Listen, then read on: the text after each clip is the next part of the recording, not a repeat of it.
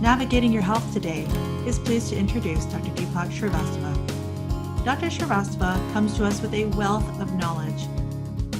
Board certified in pulmonology, respirology, internal medicine, gerontology, and sleep, Dr. Shrivastava shares with us today practical advice on how to navigate your health today through the coronavirus pandemic. Welcome to COVID-19 webinar. I'm Deepak Shrivastava.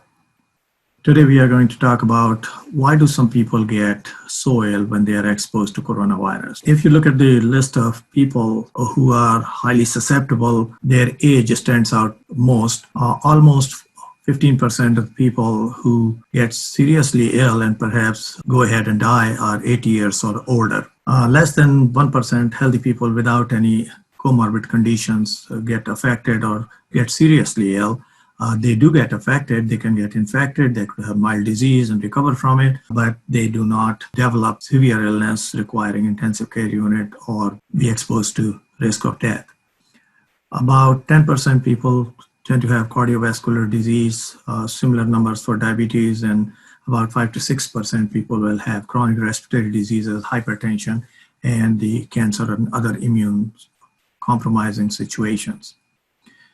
If we look at the differential susceptibility, the socioeconomic factors play a major role. It could be related to their housing conditions, which are crowded and they are more prone to the infection. Their immune system may be altered, the comorbid conditions may be higher, and that's probably leads to the socioeconomic factor, and there is a disparity in that group. Genetic differences have been highly looked at based on the genetic polymorphism, and we'll see a little more details on this subject. But then environmental factor, in addition to the genetics, can be responsible for worsening or worse form of disease in certain individuals. And how the human-virus interactions take place in this setting is very interesting science that is developing. There seems to be a gender bias, and we will discuss that what could be the reason that men versus women difference exists. Interestingly, what blood type you have can make a difference in your seriousness of the illness. Age, of course, we made a few points, and we'll discuss a little more. Immune response is one major factor, and the focus of the current research is that how the immune response is responsible for the current illness and how immune response can be modulated in order to seek relief and the freedom from the disease. And then why some people have high likelihood of developing disease or rather severe disease. In general, immune response is a consequence of variants in the gene coding for the protein and receptor. These are the two products of the gene in humans or mammals, I should say. And then this is an inheritance. It runs in the family from the parents and for the offsprings. Susceptibility in response to infection is in fact determined in utero at conception, and that continues. And there is no scientific evidence to really prove that any dietary supplements, etc., boost the immune system. There may be placebo effect, but there is no solid proof one way or the other to document and discuss. Let's talk about the important things right now, the genetic polymorphism. In northern Italy, in a family in New Jersey, where the number of family members actually died, indicated that there may be the virulence of the virus, which is extremely contagious, is patient dependent, and this patient dependence may be determined by their genetics. So that becomes the area of interest to the researchers. Their fatality rate is 7 to 10 times higher in certain countries that include the United States. Germany tend to have a higher fatality rate compared to the rest of the world. So we will find out because we don't know how many people are actually infected. So once we have the testing and we have the denominator, we will know what exactly the true fatality rate is there for COVID-19. It may be lower than 1.1% or 1.5% than 2.5 or 3% currently quoted.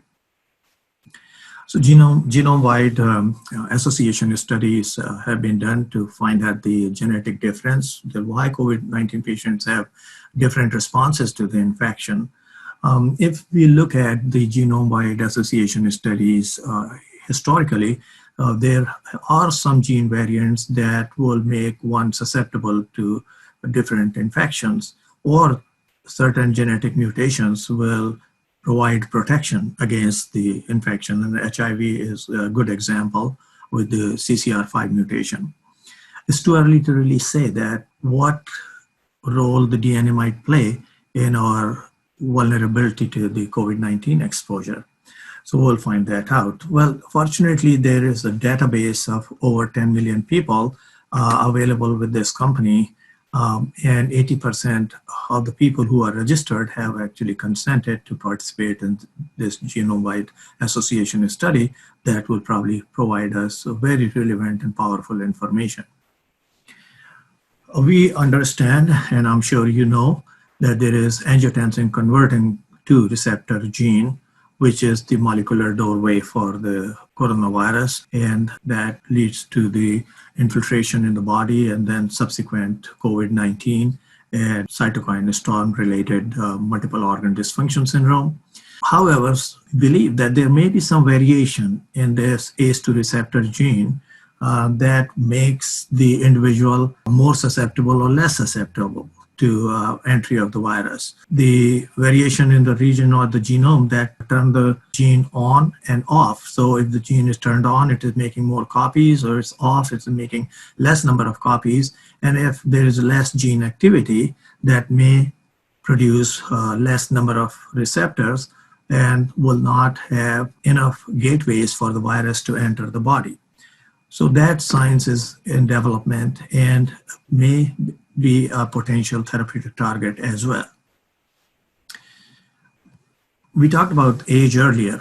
In the United States and in China, where the major epidemiological studies are already available, about 80% of the death occur in people who are 65 years of age or older.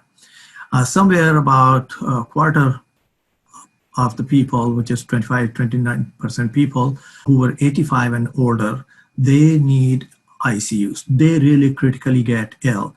And we have multiple hypotheses about age-related need, sickness and need for intensive care admission, because just by the function of age, they have been exposed to long-term health problems and be susceptible to not only COVID-19, but other infections. Immune system, of course, we understand weakens with age, the process called as immune senescence. The lung tissue becomes less elastic over a period of time, maybe more prone to infection because the compromised defense system. And inflammation in older people can be more intense, relatively speaking, leading to more severe cytokine storm and multiple organ system damage. With age, the natural killer cells, which are the first line responders in the body against the pathogen, which actually grab the offending organism and present it to a T cell, which produces the chemical called cytokine, or the B cells eventually, which makes the antibodies which protect the body against the same pathogen over a period of time in future. And this natural killer T cell may lose its functioning as we age. There is a sex disparity noted in the mortality. The death rate for males is approximately 3%, and for women is close to 2%. And of the people who died, and as you will see the data in different countries in this cartoon here, almost 70% who died are male compared to the women. Now the question is, what is protective for women, whether it's their hormonal makeup, presence of estrogen, or something else? We understand with other disease models that menopause is a turning point for women, and they tend to start matching the course of the disease just like men after menopause. So whether that will make a difference in attack rates or the COVID-related fertility rate in women later, those studies hopefully will learn in next few months. Is it that the women have a better T cell and B cell response and are more protected? And then people who were old and survived COVID-19 may not have a strong T cell or B cell response, therefore did not produce a lot of cytokines and were protected against the cytokine storm and therefore survived. All of this will be hopefully answered in next many months or time to come. Premenopausal women, because of their menstrual cycle, tend to have lower iron stores. Whether this iron is protective or not, we don't know. However, the Italian studies between the northern Italy and southern studies indicate that iron may have some protective role, because in northern Italy, where the beef is the major diet, you make assumption that they have higher iron stores compared to the southern Italy, where Mediterranean diet with more fish predominant may have lower iron stores. Following the same lead, whether the alcoholics who begin to deposit iron in their liver and other parts of the body, called hemosiderosis, whether is there any correlation with the lower death rate, that could be looked at, and some authors some researchers are interested in looking at coincidence. How does COVID-19 affect the heart? We know that the cardiac disease is a risk factor for severe COVID-19 disease.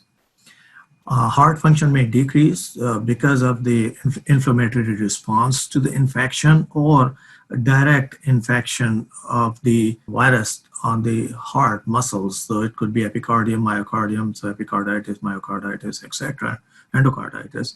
Or is it the cytokines, the chemicals which are released by the T cells, they lead to the instability of the atherosclerotic plaque, cause its rupture and lead to the myocardial injury. Heart failure and cardiac arrhythmias are related to the infection or possibly, or whether this is the side effect of the medications that we use to treat the COVID-19, which is causing or attributing to the cardiac problems.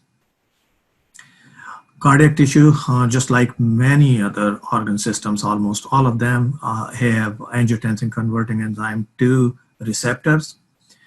And what has been observed, that's published in Journal of American Medical Association Cardiology in March 2020, that myocardial injury, as indicated by the high troponin levels in COVID-19 patients, can be discriminative of mortality. And let's look at this cartoon here.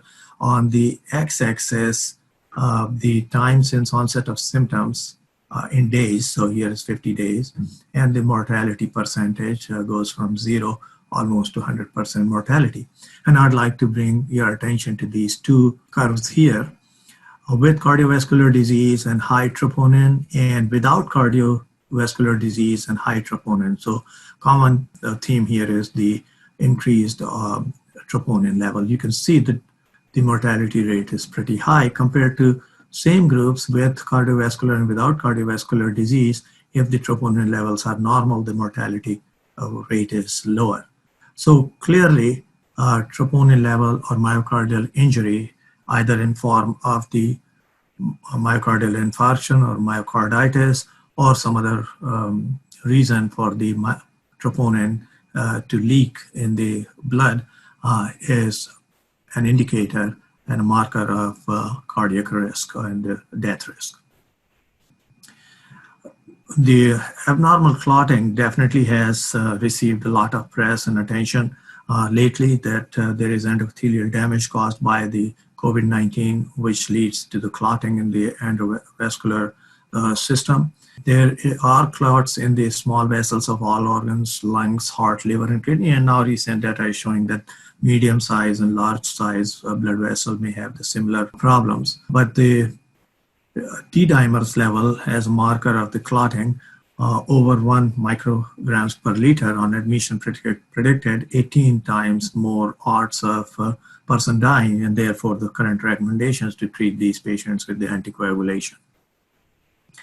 Lung disease, clearly COPD, which will be emphysema, chronic bronchitis, asthma, pulmonary fibrosis or interstitial lung disease, and other lung infections, because of the scarring, inflammatory changes in the lung or lung damage can alter the defense mechanism of the lung and can cause severe disease in people who have chronic lung disease. Lungs also have angiotensin converting enzyme receptors, and we believe that ACE levels have anti-inflammatory action, which on a good day, keeps the immune cell from inflicting damage on its own cells. Well, once the COVID-19 takes over the charge of the ACE2 inhibitors, it probably reduces the anti-inflammatory protection that ACE2 receptor offer against the inflammation and causing worse disease. Diabetes is another risk factor of the hyperglycemia or poorly controlled glucose makes any infection more dangerous, and in this case, definitely COVID-19. Hyperglycemia can create an environment where virus can continue to thrive, and diabetes by itself causes chronic inflammation and weakens the immune system. We know that the hemoglobin A1C is a marker of prolonged hyperglycemia over the last 120 days, a value of 8 or more indicates that the WBCs have lost their firepower. So there is chronic inflammation, increase in the coagulation activity because of the diabetes, impairment of the immune response, and damage in the pancreas, further causing worsening of the hyperglycemia. Poor activity of the natural killer cells, as we saw, or the B cells and their function of making the antibodies. Everything suffers if there is hyperglycemia and poorly controlled diabetes. Diabetes, just by way of causing chronic inflammation, probably also leads to the increased production of the inflammatory cytokines, which can participate and contribute to the cytokine storm. Cytokine storm certainly is extremely dangerous pre-terminal condition, which affects every organ system, as you can see in this cartoon. Encephalopathy, cardiac injury we talked about, the kidney injury, renal failure, gut injury, liver injury, and respiratory system. And it follows the course of the disease, just like any other infection can lead to. There is recent discussion that it does not actually lead to the pathophysiology of acute respiratory distress syndrome, but instead it has high altitude pulmonary edema like symptoms where the intervention with the mechanical ventilation has to be more modest than aggressive. Cigarette smoking is very interesting because 12 to 13% of the smokers died on the ventilator compared to only about 5% of the non-smokers. So clearly, smoking seems to upregulate the angiotensin converting enzyme and therefore providing more ability of the virus to get into the system and get into the body and cause severe disease and risk of severe illness. Blood type is another predictor of susceptibility. The current epidemiologic data show that any blood group type which has A positive, negative, AB positive, or AB negative is at high risk for the infection, whereas the O blood types, negative and positive, are at the lower risk of infection. Also, A blood types tend to have more test positive up to 33% compared to the O type. We did talk about the genetic factors earlier. However, there is a group of HLA genes which produce 3 different types of proteins that can bind to the bits of the pathogen, any pathogen in this setting, COVID-19, and then will predispose the individual either to have protection or risk for the damage and infection with a certain pathogen. However, these proteins serve as a warning flags to alert the immune cells, and these proteins can be measured by the blood test. So it seems like that in future there will be a spotlight on HLA genes coding, and that may determine who is at high risk and needs more protection compared to less risk, and who can protected by the infections just like COVID virus. Obesity independently is found to be high risk for severe illness. Obese people are twice as likely compared to non-obese to be hospitalized with severe illness. And once they are hospitalized, they are almost twice as likely to be admitted in critical care, where the risk of dying is very high. Now let's look at the people who by definition are not obese, but they are just overweight. Almost 85-86% people are at high risk for developing severe pneumonia compared to people who have normal body weight. So obese people certainly are at significant risk. So how do we people recover from coronavirus? Well, we know that if you take into account that 80 to 85% people have mild disease, another 10-15% people have moderate disease, and only 5 to 10% people have severe disease, we know that the mild to moderate illness people survive. So it is perhaps safe to say that 80 to 90% people survive COVID-19 illness. Now, we will probably notice that as the number of cases is growing because of the contagious nature of the coronavirus, number of people are also increasing. So we have more opportunity to study that these people once recover, how do we define? So we can have biological definition that their organ systems are improving and their function is resuming. We can have a biological response and recovery, or epidemiologic response and recovery, that now less people are getting infected, less people are getting sicker or getting reinfected, if that's the case. However, the bureaucracy is also important, that how we diagnose and categorize the illness, mild, moderate, severe, how we collect the data, how we analyze the data, and how we report the data. All of those things play into the definition of the recovery. So it's a complex subject right now, that how we will define recovery in a short period of time.